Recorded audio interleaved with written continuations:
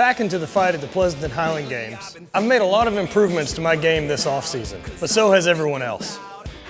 Finished up day one, and Dan has clearly run away with it a little bit, bearing something incredible today. Most likely he's got it, and for the 5th straight time, he deserves it.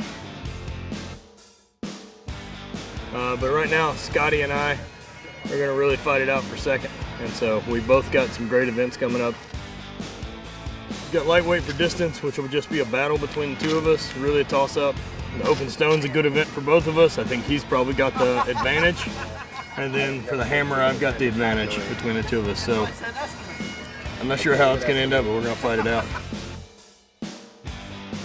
The open stone is just like the shot put. It's a 16-pound stone. You're gonna attempt to throw it just as far as you can.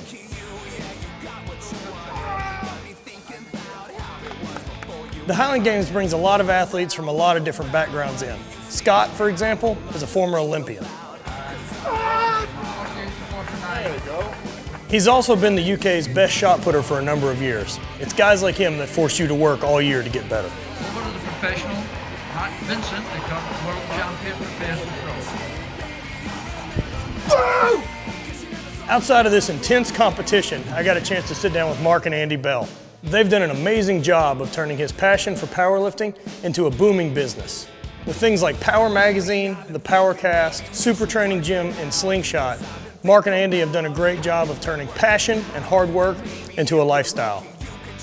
You know, I powerlifted since I was I'm like 13 or 14 years old, so I always knew that that was always going to be there. You love lifting. Yeah, I love lifting, and I remember, you know, going to contests, and there'd be guys there that are 40 years old, bench pressing 500 pounds, and I'm like, shit, this is great, you can do this for so long.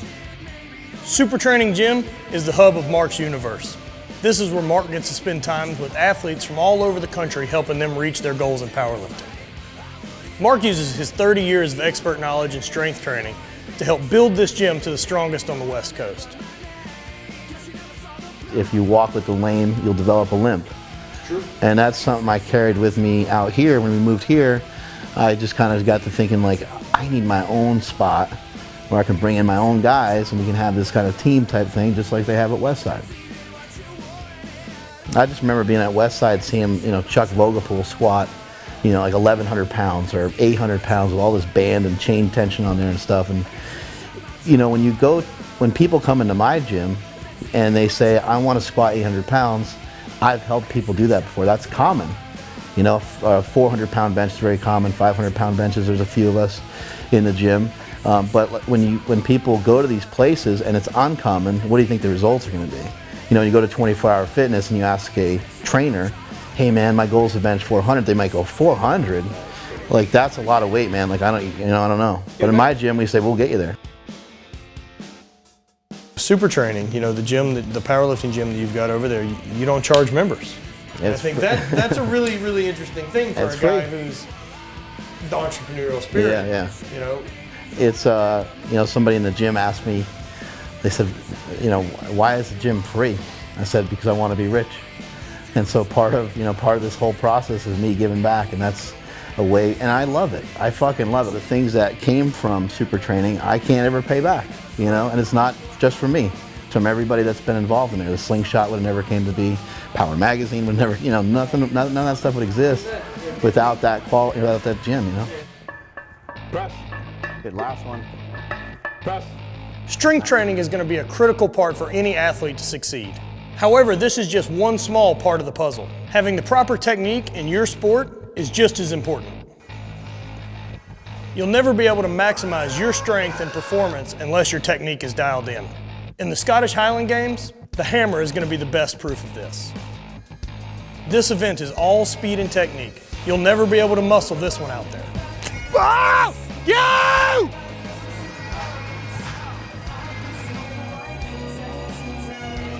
With Scotty taking a point out of me at the stone, the hammer is going to be my chance to steal one back.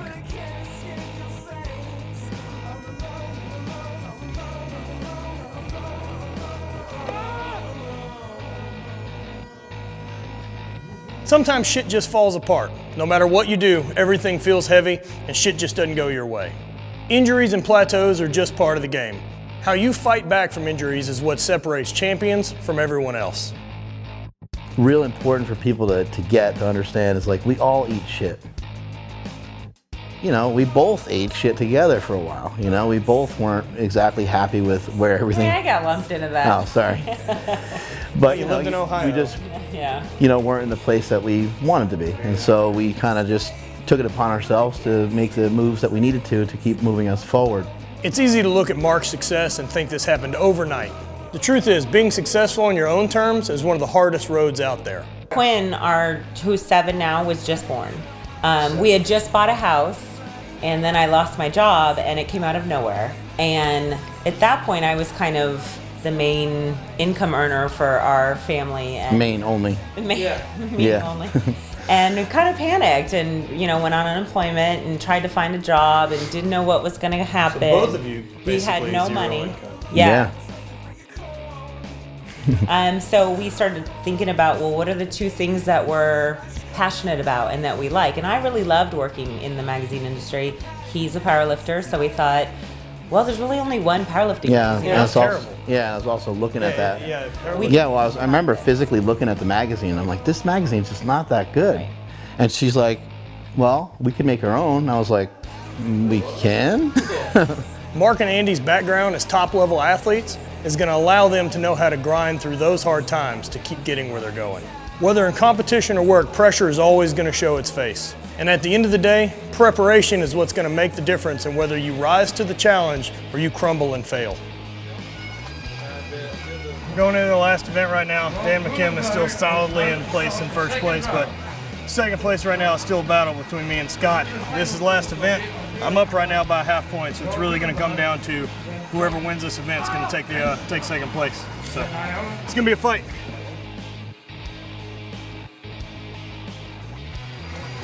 Second place. 98 feet 10.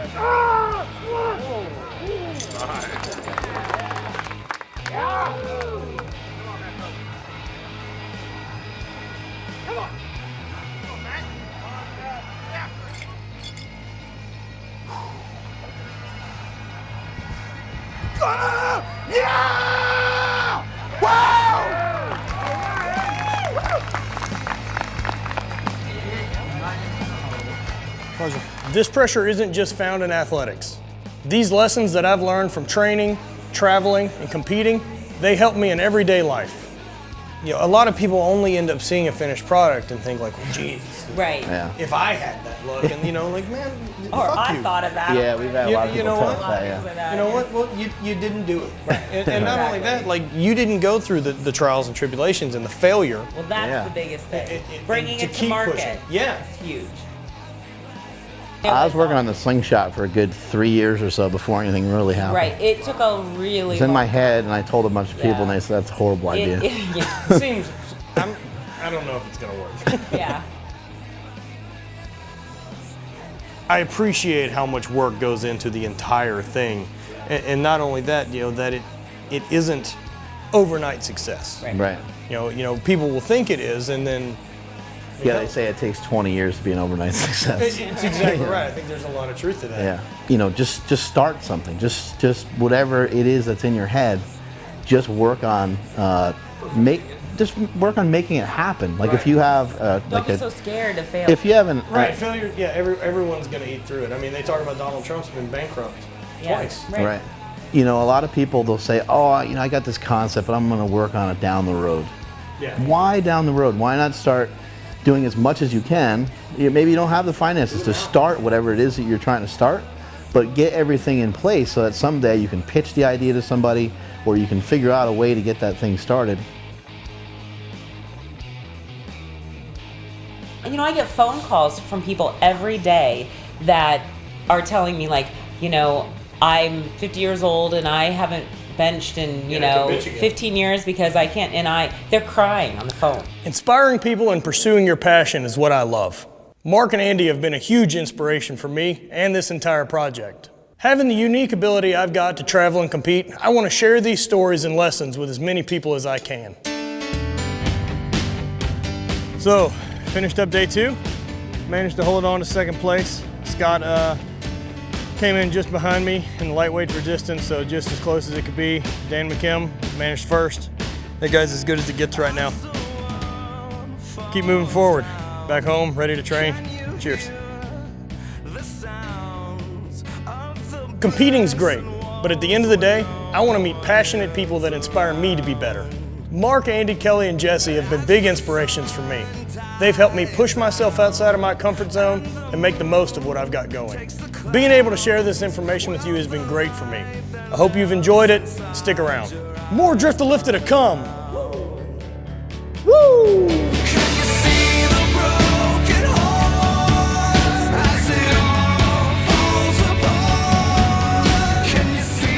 It should feel like Wolverine's gnawing on his neck, right?